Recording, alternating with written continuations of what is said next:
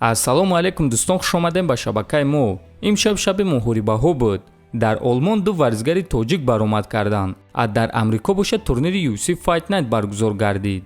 дар ин навор мо ба шумо натиҷаи муҳорибаҳо ва реаксияи Ҳабиб Нурмагомедов ва Ислам Махачев дар муҳорибаи Арман Царукян ва Матеуш Гамродро пешкаш мекунем. лайкро зер кунед, мо боша наворро оғоз мекунем. дӯстон, доруҳое ки шумо айни замон дида истодаен доруҳои гиёҳӣ ва оригинал аз ширкати шифофармо мебошанд.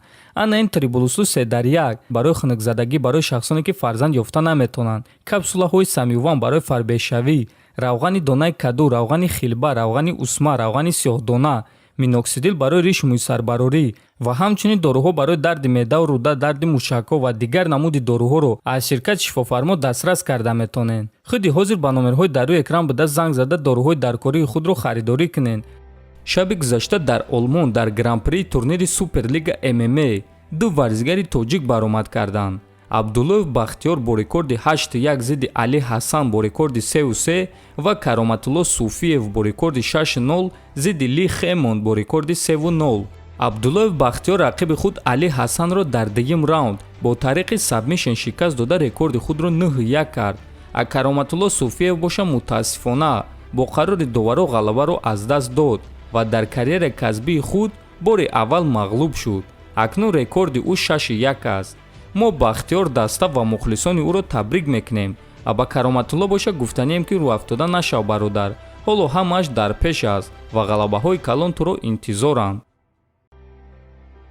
имшаб турнири UFC Fight Night баргузор гардид ки дар муҳорибаи асосии турнир ду топови ҷангори вазни сабук Арман Царукян ва Матеуш Гамрод вохӯрданд ва ҳамчунин дар ин турнир муҳорибаи рейтингӣ дар вазни нимёна байни Шавқат Раҳмонов ва Нил Магни баргузор гардид.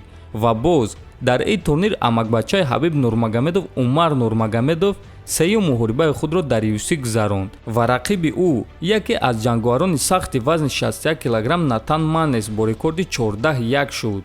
муҳорибаи Умар ва Натан тамоми 3 раунд идома дод ва дар натиҷа бо қарори ҳамаи доваро Умар Нурмагомедов ғалаба ба даст оварда рекорди худро 15-0 кард.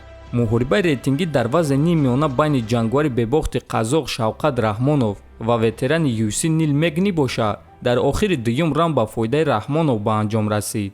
Шавқат Мегниро дар охири дуюм раунд маҷбур кард ки таслим шава ва ҳамин гуна ғалабаи дурахшон ва хеле муҳим ба даст оварда рекорди худро 16-0 кард. 16 муҳориба, 16 ғалаба ва ҳамааш фавран. беҳтарин. фикр мекунем ки имрӯз Шавқат Раҳмонов ба ҳама исбот кард ки дар вазни нимёна ӯ барои любой ҷангуар хатари калон аст. мегузарем ба муҳорибаи асосии турнир. муҳорибаи рейтингӣ дар вазни сабук байни Арман Царукян бо рекорди 18-2 ва Матеуш Гамрод бо рекорди 21. ин муҳориба муҳорибаи 5 раунда буд ва тамоми 5 раунд идома дод ва дар натиҷа Матеуш Гамрод бо қарори доваро ғалаба ба даст оварда рекорди худро 21-1 кард.